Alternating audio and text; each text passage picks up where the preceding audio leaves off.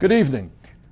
Before I respond to President Trump's speech and what he said tonight, I wanted to say a few words about what he didn't say, because when you analyze a speech, sometimes what is more important is what somebody does not say as opposed to what they actually say. Some examples. At a time when over half of older Americans have no retirement savings, I did not hear President Trump say one word, not one word, about Social Security or Medicare. During the campaign, as we all remember, President Trump promised over and over and over again that he would not cut Social Security, Medicare, or Medicaid. It was a cornerstone of his campaign. But in his first address to the nation, he didn't even mention Social Security or Medicare once, not a single time. Even worse, President Trump has proposed a massive cut to Medicaid, massive cut, threatening the nursing home care of millions of senior citizens and the health care of many, many of our children. I urge President Trump, keep your promises. Tell the American people, tweet to the American people that you will not cut Social Security, Medicare, and Medicaid. Further, I did not hear President Trump tonight mention the words income and wealth inequality, or the fact that we now have the widest gap between the very rich and everyone else since the 1920s. I did not hear President Trump mention the fact that as a result of the disastrous Citizens United Supreme Court decision, a 5-4 decision, we now have a corrupt campaign finance system that is allowing billionaires to buy elections and undermine American democracy. How could you give a speech to the nation and not talk about that enormously important issue? Furthermore, not only did President Trump not mention the issue of voter suppression, what Republican governors are doing all over this country to make it harder for people to participate in our democracy, but the truth of the matter is his administration is now working overtime with Republican governors to make it harder for young people, low-income people, senior citizens, and people of color to vote. That is an outrage. Perhaps most astoundingly, at a time when the scientific community is virtually unanimous in telling us that climate change is real, that it is caused by human activity, that it is already causing devastating problems in our country and all over the world, I did not hear President Trump say one word, not one word, about the need to combat climate change, the greatest environmental threat facing our planet. Not only did he not mention climate change, he pledged to increase our dependency on fossil fuels.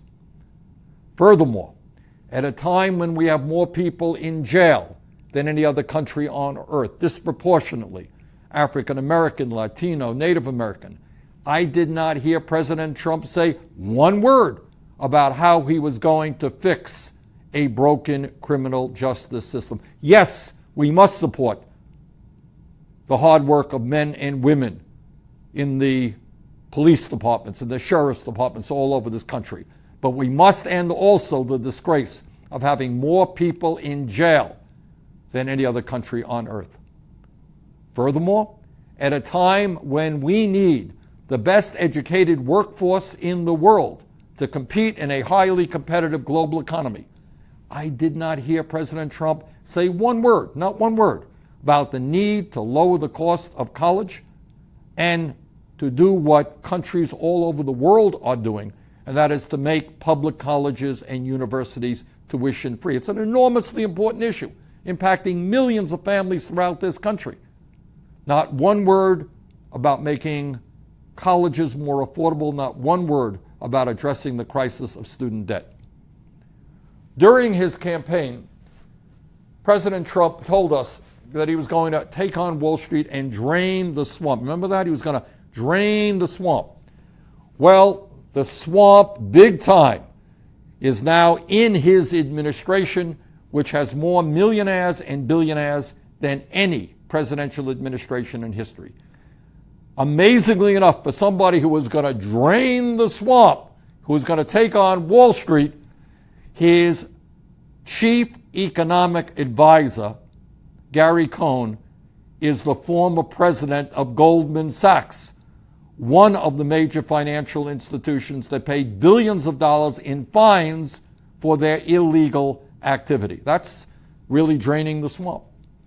Needless to say, I did not hear President Trump say one word about another campaign promise that he made to the American people, and that was to reinstate the Glass-Steagall Act. Now, that's a little bit about what Trump did not say tonight.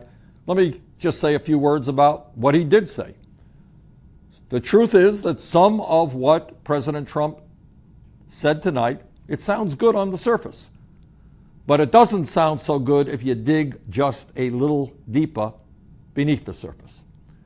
President Trump told us that we need to invest $1 trillion in our infrastructure, in our crumbling infrastructure, to create millions of new jobs. And you know what? He is absolutely right. That's something that I have been working on for years.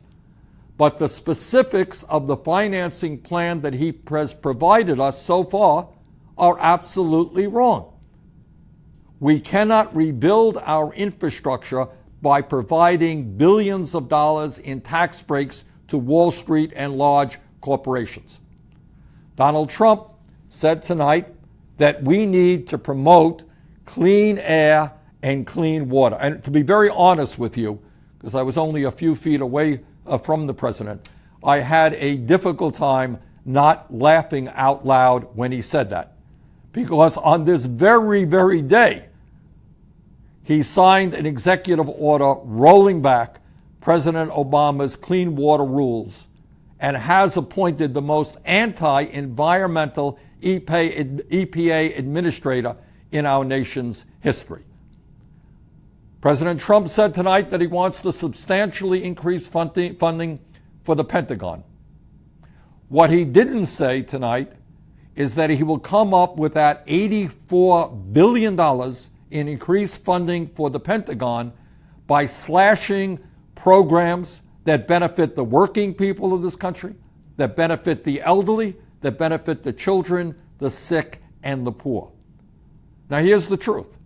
At a time when our country spends more on defense than the next 12 countries combined, when virtually every major defense contractor has committed fraud and has had to pay fines to the federal government for their fraudulent activity, at a time when the Pentagon has buried evidence of $125 billion in bureaucratic waste, President Trump wants to increase defense spending by $84 billion over the next year and a half.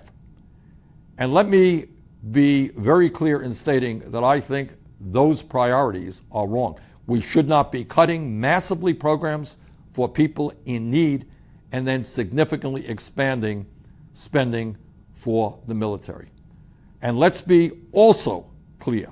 The $84 billion that President Trump wants to pump into the bloated Pentagon budget could, just as one example, provide free tuition at every public college and university in this country and begin to reduce the crushing burden of student debt in America. That is a choice. Do we add another $80+ billion to the Pentagon, or do we allow every qualified young American the ability to go to college tuition-free in a public college and university and substantially reduce student debt? I think the choice is clear. I think we do not need to greatly increase Pentagon spending. And while President Trump wants to slash programs that the elderly, the children, the sick, and the poorest Americans desperately rely on, he also thinks that it is a great idea to provide nearly $3 trillion in tax breaks to the top 1%. Middle class shrinking, 43 million people living in poverty, the rich doing phenomenally well, and Donald Trump wants to provide $3 trillion in tax breaks for the people on top. That is an outrage. Furthermore, President Trump claimed tonight that American corporations pay the highest tax rates in the world. We're going to have to lower substantially tax rates on large corporations. What he said is untrue, not true. According to the Government Accountability Office, one out of five large profitable corporations pays nothing, zero in federal income tax. Today, we are losing $100 billion in revenue every year because corporations are stashing their cash in the Cayman Islands and other offshore tax havens. These corporations don't need a tax cut. They need to start paying their fair share of taxes. Tonight, President Trump once again made it clear that he plans on working with Republicans in Congress who want to repeal the Affordable Care Act, throw 20 million Americans off of health insurance, privatize Medicare, make massive cuts in Medicaid, raise the cost of prescription drugs for seniors, eliminate funding for Planned Parenthood, while at the same time he wants to give yet another massive tax break to the wealthiest Americans, which is what would happen if the Affordable Care Act were repealed. As he did during his campaign, Donald Trump claimed that he would bring down the cost of prescription drugs. A few weeks ago, he even said that the pharmaceutical industry was, quote, getting away with murder, end quote. But if Donald Trump really wanted to take on the pharmaceutical industry, he would have told his Republican friends in the House and the Senate to pass legislation which I introduced today with 20 senators, allowing Americans to import safe, low-cost medicine from Canada. We should not have to pay the highest prices in the world for the medicine we use. Since the beginning of this year, we have seen unprecedented grassroots energy from Maine to California. Last week, at Republican town hall meetings across the country and at more than 150 rallies that took place from coast to coast, the American people sent a clear message about what they expect from Congress.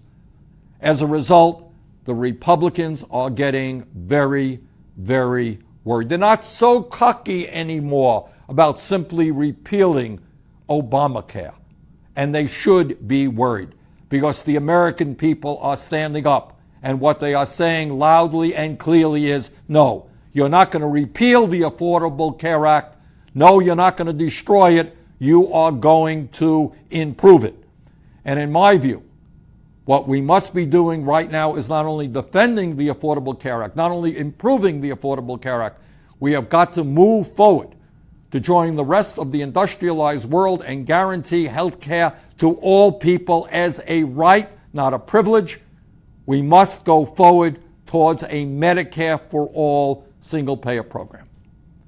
But defeating these attempts to destroy the Affordable Care Act and transfer even more of our nation's wealth to Donald Trump and his billionaire friends is going to take all of us coming together and making our voices heard. Those of you who attended rallies or town hall meetings, keep showing up, keep calling Congress, and continue the fight. The Republicans are now on the defensive, and we've got to continue to push them back. Those of you who haven't taken action yet, we need your voices. We need your action.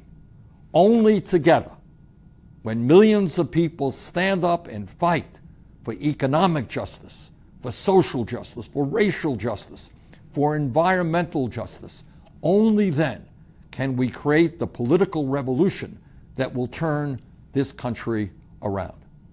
Thank you all, and have a great evening.